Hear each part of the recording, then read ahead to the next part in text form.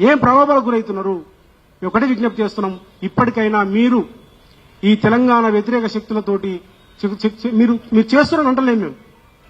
మీకు తెలిసో తెలియకనో మీ ఏదో అసంతృప్తి పెట్టుకొని మీరు ఇట్లా చేయడం వల్ల అది తెలంగాణ వ్యతిరేకులకి ఆయుధంగా మారుతున్నది. తద్వారా ఇది మీ కుటుంబ సమస్యనే కాదు, ఇది కేవలము కేసీఆర్ గారంటే మీకు తండ్రే కాదు, మాకు కూడా మీకు తండ్రే, కానీ మా అందరికీ కూడా తండ్రి లాంటి వారు ఆయన. తెలంగాణ తీసుకొచ్చినటువంటి నాయకుడు. ఆయన కాపాడుకుంటేనే తెలంగాణ అస్తిత్వం ఉన్నది. ఇలా తెలంగాణ రైతాంగం అంతా కూడా కోరుకుంటున్నారు మళ్ళీ కేసీఆర్ రావాలని, మళ్ళీ వారు ముఖ్యమంత్రి కావాలని కోరుకుంటున్నారు,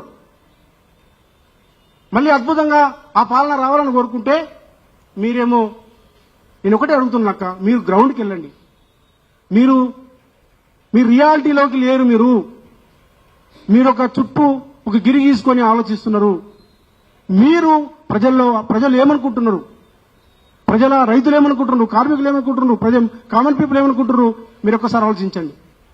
చివరి ఒక మాట నేను గుర్తు చేస్తా ఉన్నా. మీరు బీసీల కోసం మీరు గత సంవత్సరం కాలంగా మీరు గలమెత్తారు. ఒక బీసీ బిడ్డగా, సామాజిక న్యాయం కోసం పనిచేసిన బిడ్డగా నేను మీకు అండగా నిలబడడం జరిగింది. యూపీఎఫ్ పెడితే కూడా మీరు బీసీ సంఘం పెడతామంటే కూడా మీరు బీసీ సంఘం పెట్టొద్దక్క, చాలా సంఘాలు వాళ్ళు ఇబ్బంది పడతారు. అందరికీ ఒక గొడుగు కింద మీకు అన్ని సంఘాలు మీకు గొడుగు కిందకి వచ్చినట్టుగా పూలే ఫ్రంట్ లాగా మనం పెడదామని అంటే మా వి ప్రకాష్ గారి మిత్రులు వచ్చి పూలే ఫ్రంట్ కి యాడ్ గా యునైటెడ్ పూలే ఫ్రంట్ అని వారు యాడ్ చేయడం జరిగింది. అంటే యూపీఎఫ్ కి నామకరణం చేసింది రాజారాం యాదవ్, వి ప్రకాష్ గారు. వారే ఫైనల్ చేశారు. కానీ మేము సలహా ఇచ్చినాం. మీరు బీసీల కోసం మీరు మాట్లాడింది. బీసీలన్నీ వంచిస్తుంటే రేవంత్ రెడ్డి గారు అసెంబ్లీలో బిల్లు పెట్టి రాష్ట్రపతికి పంపంగానే మీరు సంబరాలు చేస్తారక్క. బీసీలకు రిజర్వేషన్ వచ్చినాయి అక్క? బీసీలకు రిజర్వేషన్ వచ్చినా? విద్యా ఉద్యోగ రంగంలో రిజర్వేషన్ వచ్చిందా? సర్పంచ్ ఎంపీటీసీలో రిజర్వేషన్ వచ్చిందా? మీరు ఏ రకంగా సంబరాలు చేస్తారు? కాబట్టి మీరు 3 నెలలుగా మీరు ఏదో కన్ఫ్యూజన్ ఉన్నారు, మీరు ఎవరి బ్లాక్మెయిల్ గురవుతున్నారు, మీరు ఏదో ప్రలోభాలకు గురవుతున్నారు. మీరు దాని నుంచి బయటకు రండి. ఈ తెలంగాణ మీకున్నది.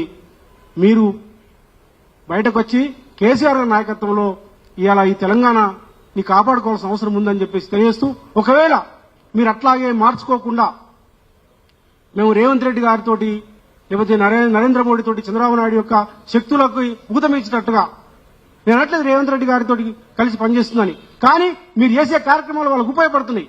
తద్వారా ఇలా బీఆర్ఎస్ పార్టీ దెబ్బతింటే ఉత్తరాది వచ్చి ఈ తెలంగాణ వ్యవహారం చేయాలన్నా ఇలా చూస్తున్నారు. ఏ రకంగా వ్యాపారస్తులు వచ్చి ఈ తెలంగాణ ప్రాంతంలో చేస్తున్నారు. ఇలా మళ్లీ సీమాంధ్ర శక్తులంతా వచ్చి బలపడితే మీరు మాట్లాడిన మాటలు ఏ శక్తులు, ఏ పత్రికలు, ఏ టీవీలు చూపిస్తున్నాయి?